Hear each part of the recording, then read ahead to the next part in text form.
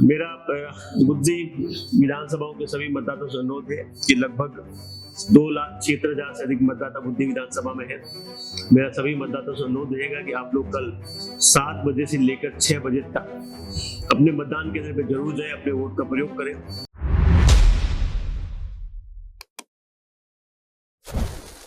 नमस्ते, मेरा नाम निखिल है और आप देख रहे हैं NYS इंडिया। हम लोग हैं, क्योंकि आपको पता है कि बुधनी विधानसभा में हम लोग इस इलेक्शन को कवर कर रहे हैं और कल शाम को प्रचार थम गया है और कल वोटिंग होने जा रही है, यानी 13 नवंबर को वोटिंग है। और अब बारी है जिला प्रशासन की। हमारे साथ हैं जिला मुख्य निर्वाचन अधिकारी और जिला कलेक्टर श्री प्रवीण सिंह जी। सर, पहले तो बहुत बहुत स्वागत है आपका NYS इंडिया में। सर, क्या तैयारियां सर इस बार इलेक्शन को लेकर? देखिए, इलेक्शन को लेकर तैयारियां जो है, जिस दिन आचार संहिता लगी थी उस दिन से तैयारियां शुरू हो गई थी जी। बुधनी विधानसभा में 363 मतदान केंद्र है, तो सभी मतदान केंद्रों पर मतदान करने के लिए जितनी BU, CU और VVPAT चाहिए होती है वो सारी हमारी तैयार हो गई थी। तो उनकी पूरी प्रक्रिया होती है, FLC होती है, कमीशनिंग होती है जी। उन पर मॉक पोल किया जाता है। वो सारी प्रक्रिया राजनीतिक दलों की उपस्थिति में और पारदर्शी तरीके से संपन्न कराई जाती है। वो सारी प्रक्रिया पूर्ण हो गई है। आज यहाँ जो हमारा बुधनी का एकलव्य विद्यालय है जी, यहाँ पर ये सभी पोलिंग पार्टी जो है अपने अपने मतदान केंद्रों पर रवाना हो रही है। जिन मतदान केंद्रों पर मतदाताओं की संख्या ज्यादा है, 1200 से अधिक है, वहां पर मतदाताओं को लाइन में न लगना पड़े, इसलिए हम लोगों ने पोलिंग पार्टी में 4+1 मतलब 5 आदमी लगा दिए हैं जी। और जहां मतदाताओं की संख्या कम है वहां पर 4 आदमी जो है पोलिंग पार्टी में, जो एक स्टैंडर्ड है 4 आदमी का, वो 4 लोग रहेंगे। सभी मतदान केंद्रों पर जो बेसिक फैसिलिटीज देती है हमने उपलब्ध करवाई है। दिव्यांगों के लिए व्हील चेयर है, कोई बुजुर्ग आता है उसको निर्देश दिए गए कि सबसे पहले वोटिंग करवा ले, दिव्यांग की वोटिंग पहले करवा ले। महिला पुरुष की अलग अलग लाइनें वहां पर रहेगी जी। ऐसे व्यक्ति जो चल फिर नहीं पा रहे हैं उनके लिए व्हील चेयर की व्यवस्था हम लोगों ने करी है। सारे मतदान केंद्रों पर छाया की व्यवस्था करी है, पीने के पानी, रैंप, शौचालय, वो सारी व्यवस्था हम लोगों ने करी है। तो जो सारी मूलभूत सुविधाएं एक मतदाता को मतदान केंद्र पे मिलनी चाहिए, वो शीघ्रता से अपना वोट कर पाए बिना कोई ज्यादा वेट किए, वो सारी व्यवस्थाएं हम लोगों ने उपलब्ध करवाई है। पूरी बुधनी विधानसभा को सेक्टर्स में बांटा है जी। 49 सेक्टर्स में बांटा है। 8 से 10 मतदान केंद्रों का एक सेक्टर बनाया है। इन सेक्टर्स के ऊपर एक सेक्टर मजिस्ट्रेट रहेगा जो उस पूरे चुनाव में अपनी पूरी प्रक्रिया को संपादित कराएगा, कानून व्यवस्था पर नजर रखेगा और इन सेक्टर्स की मदद के लिए उन्हीं के काउंटर पार्ट सेक्टर के पुलिस अधिकारी रहेंगे। तो आप ये मान के चलिए कि हर 5 से 7 मतदान केंद्रों के बीच में 2 गाड़ियां लगातार सेक्टर अधिकारी की और सेक्टर पुलिस अधिकारी की घूमेगी। इसके अलावा थाना प्रभारी, तहसीलदार और जो हमारे अन्य उपखंडों के राजस्व अधिकारी हैं, तहसीलदार है, उन सबको भी हमने यहाँ पर डिप्यूट किया है, क्योंकि चुनाव जो है सिर्फ एक ही विधानसभा हो रहा है, बाकी 3 में नहीं हो रहा है। तो पर्याप्त अधिकारी हम लोगों ने यहाँ पर लगाए हैं ताकि चुनाव शांतिपूर्ण निष्पक्ष तरीके से हो रहे हैं। इस पूरे चुनाव को संपन्न कराने के लिए लगभग 2000 कर्मचारी जो है आज यहाँ पर अपनी अपनी ड्यूटी के लिए निकले हैं जी। लगभग 1500 से ऊपर पुलिस के अधिकारी कर्मचारी यहाँ पर अपना काम करने के लिए निकले हैं।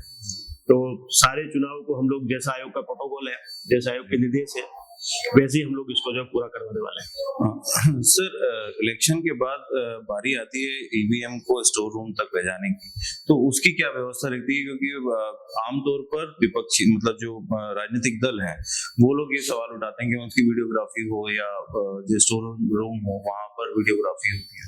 देखिए, जो मशीनें जिनके अंदर वोट गिर जाते हैं, जिसको हम लोग पोल्ड EVM बोलते हैं, कि वो EVM जिसके अंदर पोल है मतलब वोट है, तो पोल्ड EVM की निगरानी जो है बहुत ही हाईएस्ट प्रोफेशनल स्टैंडर्ड के साथ में की जाती है। पोल्ड EVM की निगरानी के लिए सबसे पहले आपका केंद्रीय सुरक्षा बलों का घेरा रहता है, जिसकी निगरानी में पूरी EVM रहती है। उसके बाद दूसरा घेरा जो है राज्य पुलिस के SF का रहता है और तीसरा घेरा और बाहर रहता है। तो 3 घेरे के अंदर मशीनें सुरक्षित रहती है। मशीनों को जब हम स्ट्रांग रूम के अंदर रखते हैं तो सारे पॉलिटिकल पार्टी के लोग वहां पर उपस्थित रहते हैं। वो लोग मशीनों का मिलान करते हैं, फिर उन्हीं की उपस्थिति में स्ट्रांग रूम को सील किया जाता है। स्ट्रांग रूम में केवल एक ही दरवाजा होता है और 2 चाबियां होती है। सारे स्ट्रांग रूम की सीलिंग की कार्रवाई के दौरान पॉलिटिकल पार्टी के रिप्रेजेंटेटिव के हस्ताक्षर लिए जाते हैं। जो गेट पे सील लगाते हैं उनके साइन होते हैं। उन्हीं की उपस्थिति में सील करके पूरा स्ट्रांग रूम जो है वो पूरा का पूरा केंद्रीय सुरक्षा बलों को दे दिया जाता है कि ये आपकी निगरानी में है, और उसको जब तक हम लोग ओपन नहीं करते हैं जब तक उसकी काउंटिंग ना हो।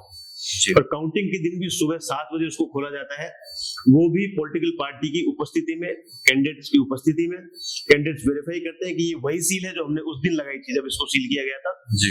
फिर उनकी उपस्थिति में मशीनों को खोला जाता है और वहां पर मशीनें जो है खोलने के बाद में काउंटिंग हॉल तक आती है और काउंटिंग हॉल से लेकर स्ट्रॉन्ग रूम तक का जो पाथ होता है जी। उसमें पूरे सीसीटीवी लगे रहते हैं और उस सीसीटीवी का डिस्प्ले जो होता है वो काउंटिंग हॉल के अंदर होता है ताकि पॉलिटिकल पार्टी के लोग मतगणना के समय बैठे बैठे देख सके कि मशीन जो है कमरे से निकली है और इस कमरे में आ रही है। तो पूरा रूट जो है गार्डेड रहता है और कर्मचारी भी फिक्स होते हैं मशीन को लेके जाने वाले। सपोज बुधनी विधानसभा में एक राउंड में 14 टेबल है या 28 टेबल है तो 28 कर्मचारी रहेंगे जो हर टेबल पे लिए एक एक डेडिकेटेड रहता है। वही कर्मचारी ले जाके उस टेबल पे मशीन उठाता है और वही वापस ले जाके रखता है।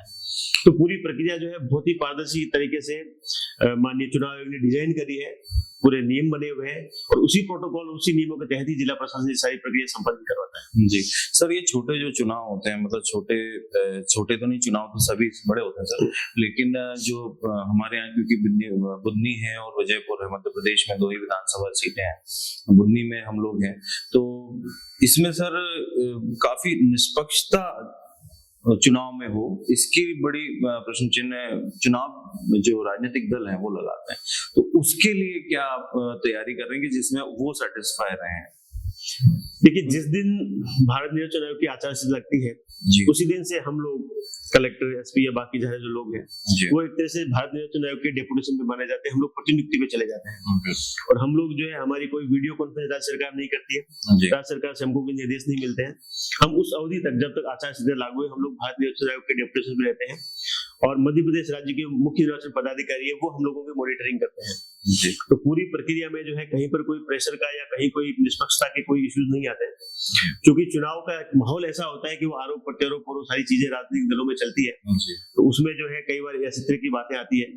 लेकिन चुनाव की जो पूरी प्रक्रिया है उसका हर एक स्टेप इतना पारदर्शी है कि जैसे आपकी मशीनें हैं तो कौन से मतदान केंद्र पे कौन सी मशीन जा रही है इसकी पूरी सूची राजनीतिक दलों के पास में है। कौन से मतदान केंद्र पे कौन से कर्मचारी जा रहे हैं, कौन से मतदान केंद्र पे कौन जा रहा है, ये कोई व्यक्ति नहीं तय करता है, सॉफ्टवेयर बना हुआ जो रैंडमाइज करके तय करता है जी। तो किसी के हाथ में नहीं है कि हम मन चाहे मतदान केंद्र पे मन चाहे कर्मचारी की ड्यूटी लगा दें, मन चाहे मतदान केंद्र पे मन चाहे मशीन लगा दें, मन चाहे मतदान केंद्र पे हम कुछ भी कर दें। सब कुछ पैरामीटर्स जो है फिक्स है और रैंडमाइज सॉफ्टवेयर से होता है और सॉफ्टवेयर एक बार नहीं, 2 बार नहीं, 3 बार तक भी रैंडमाइज करता है ताकि जो है पोलिंग पार्टीज का गठन भी अलग अलग होता है। जैसे जिन 4 कर्मचारियों ने पिछले लोकसभा निर्वाचन में काम किया था तो इस बार वो साथ में काम नहीं कर रहे होंगे, वो चारों अलग अलग मतदान केंद्रों में चले गए होंगे कंप्यूटर से सॉफ्टवेयर रैंडमाइज करके। तो पूरी प्रक्रिया जो है बहुत ही पारदर्शी तरीके से बनाई गई है और ये कब से ये प्रक्रिया चली आ रही है, लगातार जो है चीजें बेटर से बेटर और मोर ट्रांसपेरेंट होती जा रही है और हर एक गतिविधि में जो है हमारे पॉलिटिकल पार्टी के लोग जो है स्टेक होल्डर्स पार्टिसिपेट करते हैं, उनकी पूरी सामने ही सारी चीजें होती है। तो चुनाव जो है बहुत ही पारदर्शी तरीके से होता है और सभी लोग इस चीज को जानते भी हैं जी। लास्ट में सर जो आपका मैसेज आपके मेरा बुद्धि विधानसभाओं के सभी मतदाताओं से अनुरोध है कि लगभग 2,76,000 से अधिक मतदाता बुद्धि विधानसभा में है। मेरा सभी मतदाताओं से अनुरोध रहेगा कि आप लोग कल 7 बजे से लेकर 6 बजे तक अपने मतदान केंद्र पे जरूर जाएं, अपने वोट का प्रयोग करें।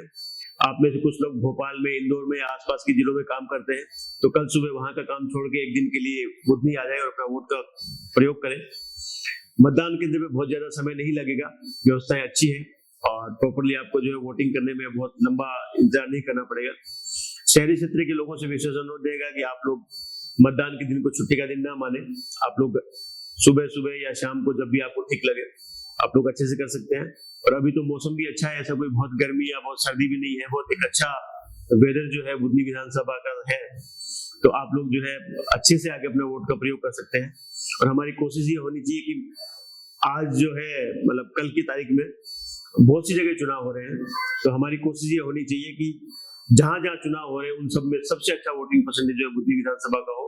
तो मेरा सभी मतदाताओं से अनुरोध है कि अधिक से अधिक संख्या में निकले और अपने मताधिकार का प्रयोग करें। बहुत बहुत धन्यवाद।